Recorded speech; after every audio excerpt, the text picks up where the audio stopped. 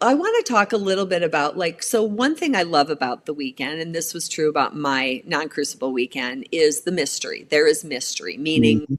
nobody told me everything that was going to happen. And I'm really glad because then I got to experience things for myself rather than come into it with somebody else's perspective, right? Which would have influenced me and I wouldn't have gotten as much out of it. But what can we, let's talk a little bit about if I have somebody who's like, I'm really interested in this kind of weekend, so what's going to happen? Or how do I get involved? And, I mean, in terms of the philosophy around what happens on a weekend. So Yeah.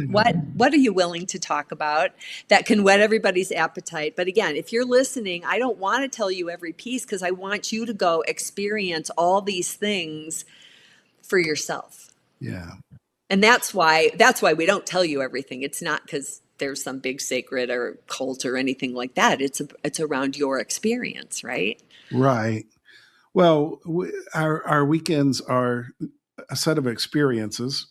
A set of experiences is really key for you to understand that most leadership transformation organizations are heavy on the information that they're going to share. Like they've got some big secret tool that's going to, change you.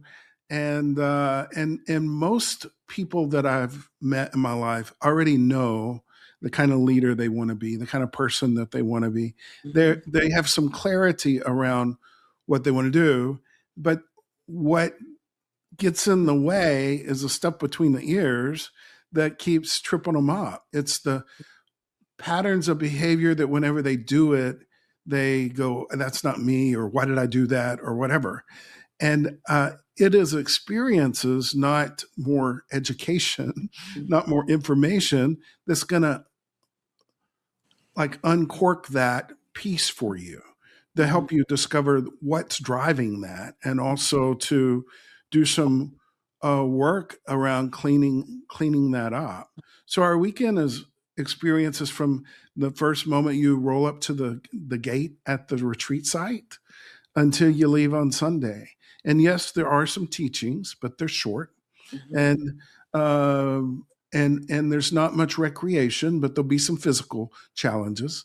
It's not a big physical challenge thing. It's not like you're going, to some kind of competition, Right. but it and it's really about you going inside and looking at how you're doing life, Mhm. taking a look at how you're doing your relationships, and where you're falling short in achieving things in your life that you really want for yourself. Um, it's getting clear about what you really want. Mhm. Our processes or our exercises will help the guy who's coming in who's wondering, if he should retire and sell his company and exit his company, or whether he should stay in it. And Mhm. while his wife and his daughters are begging him to get out and Mhm. enjoy it's going to help that guy. Uh, and the guy who's sitting next to him who has an addiction, Mhm. and the guy who's sitting next to him who occasionally um, his anger pops and he hurts those he loves. Mhm. And, with whatever it is they're coming in, that's the same set of experiences that get at whatever it is they're challenged with. Mhm. And yes, uh, you'll hear prayers, Christian prayers. You'll hear some Christian stories, but we're not trying to proselytize. I visited with a Jewish guy from Israel who came over here during as soon as the war broke out. No, he was from northern Israel, and him and his wife found us online, and he came and he's like, "I can't believe this has been so good to me for me." And I said, "Well, have you been offended by anything?" He goes, "No, I mean, when y'all pray to Jesus, I pray to God, but uh, everything was wonderful." So people with no faith, people with a faith other than Christianity are being positively impacted by what happens on our retreats. Mhm. If you're Christian tolerant, I would say it might be a good Mhm. event for you. But our, I think I think it's the giving up on trying to control my environment by letting go and just trusting. That's the first real experience to come. And Mhm, then um, turning off my device or actually getting away from devices, stopping mhm, everything in my life to mhm, work on my life the way that I might work on my business, you mhm, know, to work on my life and not have any distractions about it. And then what inevitably happens is because we're doing our work in smaller groups within a weekend, mhm, that deep relationships are formed that uh, I think the study said 3 in 5 Americans can't name men can't name 5 friends. 1 in 5 Americans can't name one friend. Isolation's killing us, right? And like a purpose and isolation leads you nowhere, right? You got faux wins in uh, achievement hits by playing video games, but that's not like the real world, mhm, or faux hits in relationships by looking at pornography instead of having a relationship with real people. And mhm, so we've got a lot of men that are disconnected and living outside of purpose, have no purpose, mhm, that find both of those. They find community, they find purpose on our retreats. Um, yes, there'll be some things that are challenging, but you can pass at anything if you want to. And we have some people we can accommodate. There was a man who has prosthetic legs and arms, and he came through our retreat and did excellent with it. We can accommodate almost anything, and mhm, um, if you're ready to go to work on yourself, mhm. that's what it's about. Going to work on yourself. When I went on my weekend, I was so hurt. I had been so hurt, and I was carrying around like a big badge or a big Mm, chunk of it on, not really a badge, but just a chunk of hurt on my shoulder and all over me. And I was operating out of that place, and mm. hurt people, right? Yes, yes. And hurt people react so differently in misunderstanding. I think I was misunderstood a lot because I was so hurt. And I had done lots of therapy, and therapy was great. And yet, when I went on my weekend, it really was like the experiences were set up in such a way for me to really go into that Mm, place at the deepest level I was willing to go into. So I didn't have to carry that around anymore. right. Certainly didn't have to carry as much. Now it continues to be a peeling onion process for me where I go, wait a minute, I thought that was gone. Oh, there's another piece of that shard that's still stuck there, but at least now I get to deal with it. And I also think the other piece for me was forgiveness Mm, because I needed to get to a place of forgiveness to not carry around that level of hurt anymore. right. And so, and I also thought, the other thing for me, Roy, is we didn't do anger in my family. Mm, My dad could be angry, but none of the rest of us could be angry or cry, like get over it, right? mm, So being able to have an experience where I could express my anger, because that's what I chose to do in my work. I chose to deal with my hurt and my not having a voice, not mm, being able to express how angry I was at things. Those experiences gave me opportunities to be able to do that. And everybody's experiences are different, but I got to do that. And those things were life changing for me. mm. And that was Yeah. 26 years ago. That was 26 years ago. And like, I'm just forever grateful. And then what I love about the Crucible is that once you go through a weekend, then you get to come back and volunteer, Yeah. do some things. And then we continue, like, I continue to do my work every time I'm on a weekend, witnessing somebody else's experience, Mm, both the staff as well as the women going through the weekend. And so it continues to be this powerful place of transformation on a regular basis. right. And And, there and aren't and a lot of places where I have felt like I have belonged as profoundly as when I'm involved in the work of Crucible. Mm. Yeah, I agree with you. Me too. Me too. Tender for your story, tender for the work that you did 26 years ago, and thankful that you have done that. Right. Thankful for you and for Tom and for your relationships beyond that. So beautiful.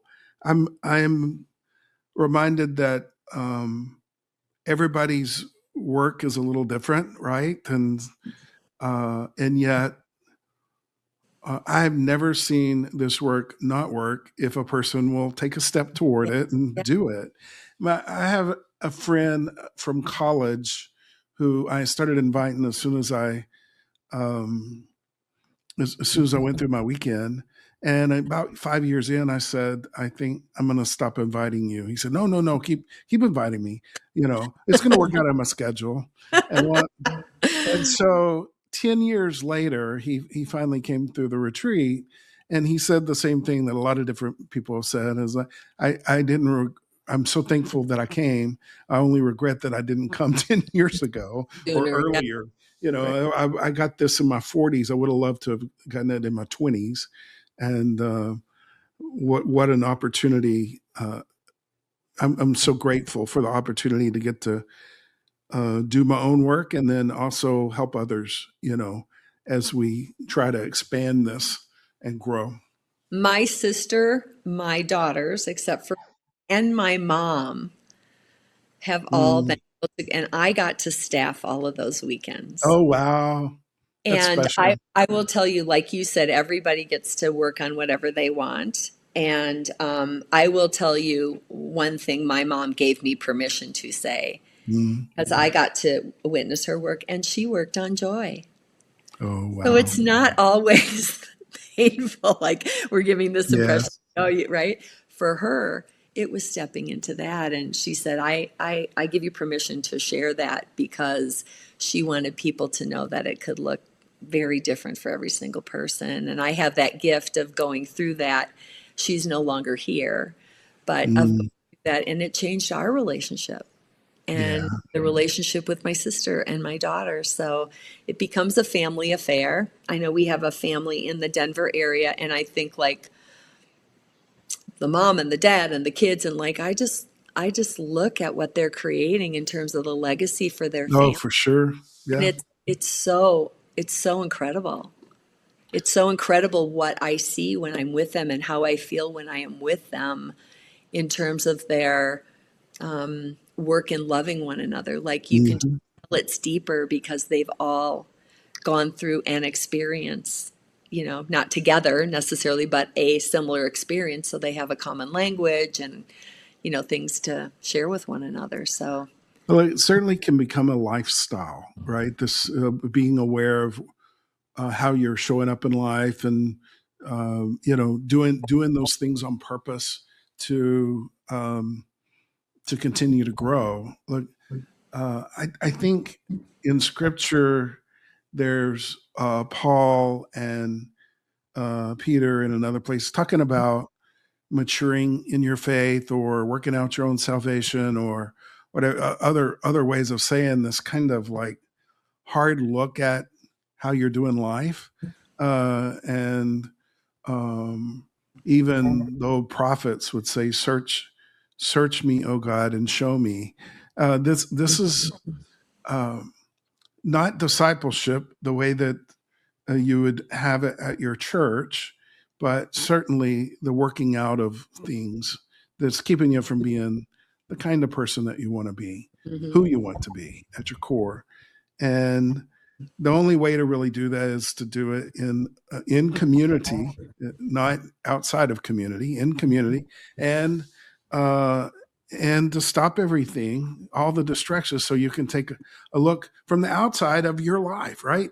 To work on you, and you're worth working on, right? You're Yes. worth working on to work on you in a kind of deep dive Hmm. where I am in life right now, and the blessing that you'll get out of it will be incredible. Like Mhm.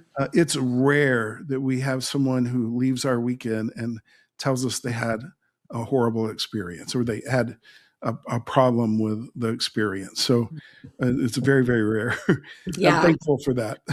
Yeah, I'd love to see every church leadership team and Mhm. leader and every business owner and their team. Like literally it will change everything about your Yeah, family, your life, your organization if you can get everybody you know involved in going through a weekend like this. Like yeah. I put money on it. I would just put money on it.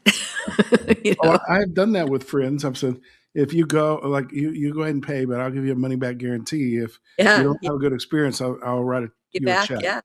And I've never written a check yet. So What else do you want us to know about you or what you care about or yeah, I mean, I I I have some freebies. I know that I could talk about.